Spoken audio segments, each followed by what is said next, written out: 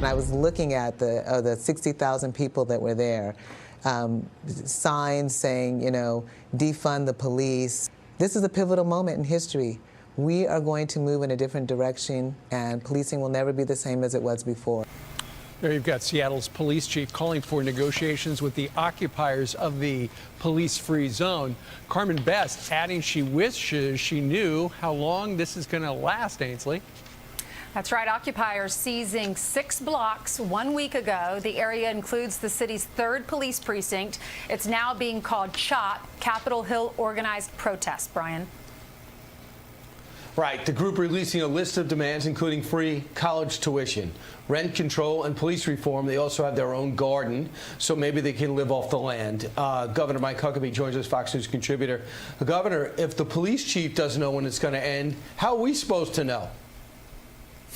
Well, we're never going to know, because the officials who are supposed to stay with a sense of order have allowed this to just degenerate into utter chaos.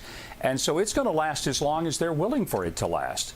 Why don't they turn off the electricity, the water, the gas, and jam all of the communication signals coming in and out of there? When these people can't go on social media, when they can't call in for things by way of their iPhones, things come to a grind pretty quick when no supplies can come in and out.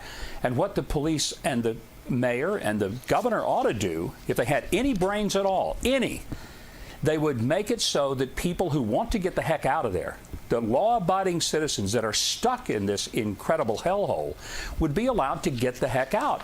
But they're not allowed to, and these people have taken over. This is a hostage situation. And I don't understand why they somehow think that it's the summer of love. No, this is a summer of crime, outright insurrection and crime. And it's going to last as long as these weak wuss officials in Washington state allow it to happen. Well, it is a summer we're all going to remember for a very long time.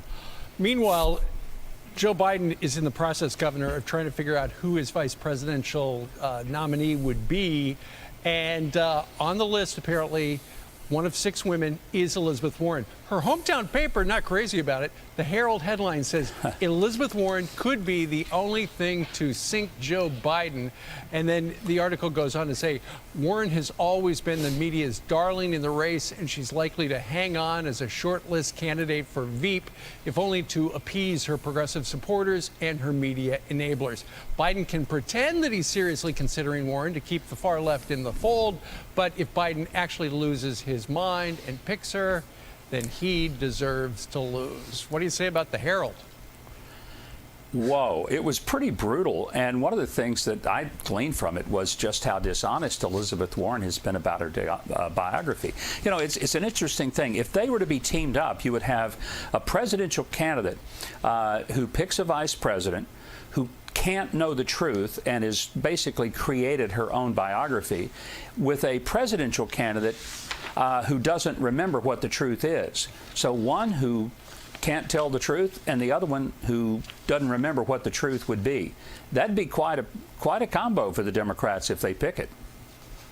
Do you agree with this? They said that the article also states that throughout her failed campaign for president, Warren consistently failed to draw any moderate or independent voters.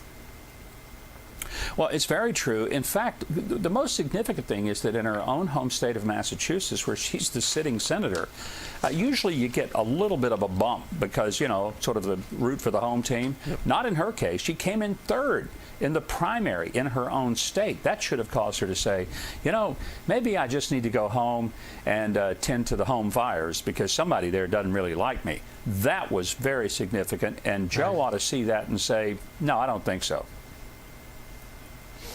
She wasn't strong in Vermont or Massachusetts. Governor Huckabee, but Joe was strong for us. Thank you very much. Appreciate it.